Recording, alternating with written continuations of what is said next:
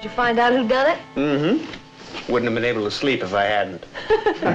What's the 7-letter word? It's Larry. How did he know? Oops.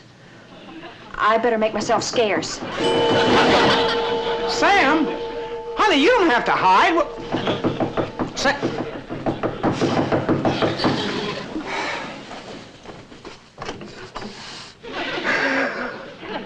Son of a gun. I should have known. The quiet ones are always the worst. Have you been drinking, Larry? Oh, come on, Darrin. I saw the brunette downstairs. Brunette?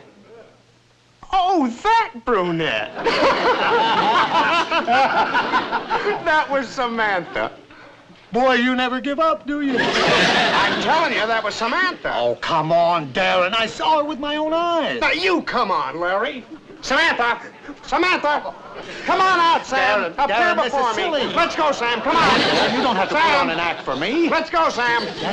Darrin, I was just at your house talking to Sam. I don't care if you were what? 20 minutes ago, I drove here like a maniac. But you going to tell me that Sam can be in 2 places at the same time? No, I'm not going to tell you that. You son of a gun. Well, you got me, Larry. Yeah, you're right. Nobody's perfect, right? Right? I hate to be inhospitable, but, you know. Wait a minute, I better tell you why I'm here. Why? Sam's on her way to the office. So if I were you, I'd get on over there, boy. Oh, thanks. Thanks a lot. You son of a gun.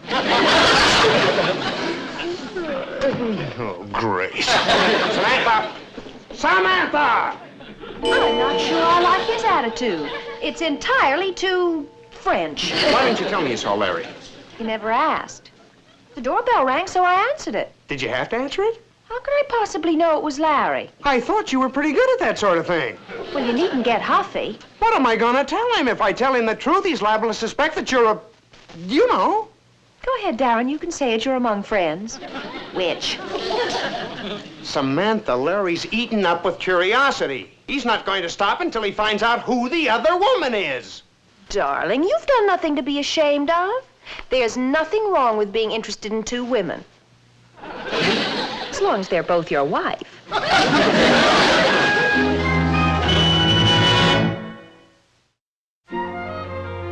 Oh, I meant to tell you. The other night, instead of going to Samantha's, I went with Mabel to the high school play. Her son was very good. Hmm? Larry, are you listening to me? Sure I am. Anyway, on the way home, we were attacked by 2 masked bandits, knocked unconscious, and shipped to the Kasbah. Glad you had a nice time, dear. Don't you think it's a little undignified for a man your age to have a lifetime subscription to a magazine like that? It has some very interesting articles. Sure, and they all fold out. I meant it has intellectual content. You mean the girls wear glasses? Louise, every man likes to look at pretty girls. It's a normal, healthy American pastime. Something you wives don't understand. Because it's not true. Some men grow up. Name one. Well, Darrin, for one. I bet he doesn't ogle girls. Well, Darrin's not as perfect as you think. You mean he buys magazines like that? He doesn't have to. You mean because he's married to Samantha? I mean... Of course, that's what I meant. No, you didn't. What are you trying to hide? What makes you think I'm trying to hide something? Your skull is moving back and forth. It always does that when you're hiding something. Louise, you can question me all night, and you'll never find out a thing. Darrin? How can I go to sleep? You actually saw this brunette? Louise, if you breathe a word of this to anyone, I'll cut off your charge accounts. Dear Samantha. Especially to Samantha. Now repeat after me. I promise I will not mention this to Samantha. Oh, Larry. Say it. Oh, okay. I promise I will not mention this to Samantha. Boy, that Mr. Kravitz sure is a good sleeper. He's also a good snorer with amazing long-range reverberation. There was a fleeting moment there around 3 a.m. when I thought we were under attack by enemy aircraft. In a way, it's kind of cute. Cute? Honey, there's nothing cute about staying awake all night listening to stereophonic snoring. I meant it's kind of cute that after 30 years of marriage, a couple can still have a lover's quarrel. You think that's all it is? Oh, of course. And in the clear light of day, they'll both see how ridiculous it is. Oh, that must be the lady in question come to claim her lost sheep. Well, say ba-ba to her lost sheep. I'll clean up those things later.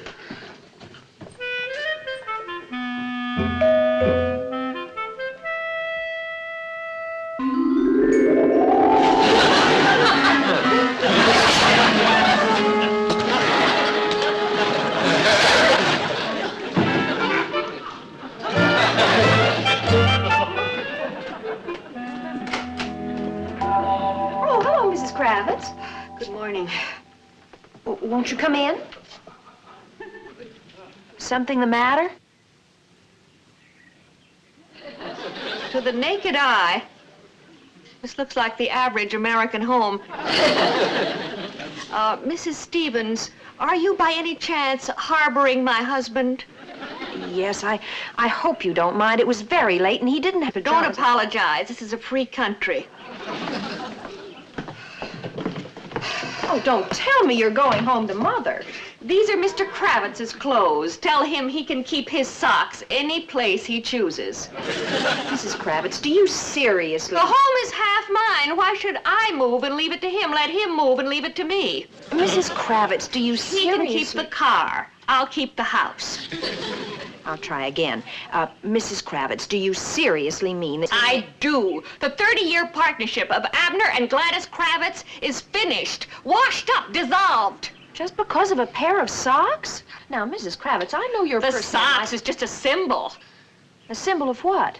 of Mr. Kravitz's crummy neuroses. He's neurotic, you know.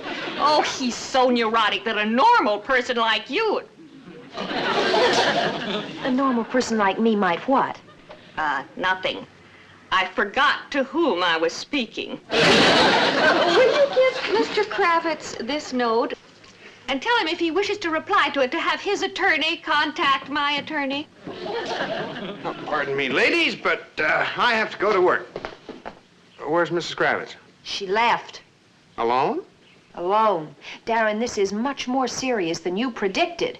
I didn't predict anything. She's contemplating divorce. That was the best sleep I've had in months. Mrs. Kravitz snores. Mr. Kravitz, I'm afraid I have some bad news. No fresh orange juice? No. Hey, that's my suitcase. How about that? It's packed. What did Mrs. Kravitz say when she brought it over? She left you this note.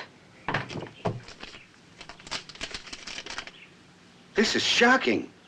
She has the penmanship of a 10-year-old child. Never mind the penmanship. What does it say? It says, farewell forever.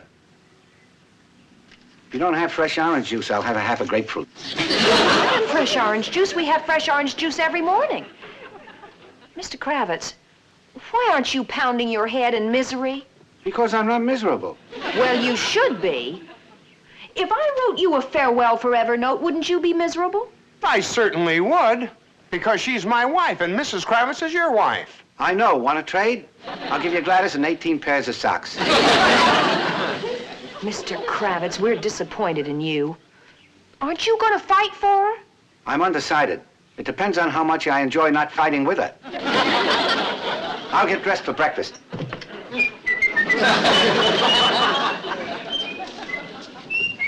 Shouldn't you go to work? Yes, and so should you. What does that mean?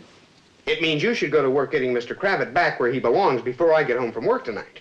How? I haven't the faintest idea, but being a devoted wife and witch, I'm sure you'll think of something.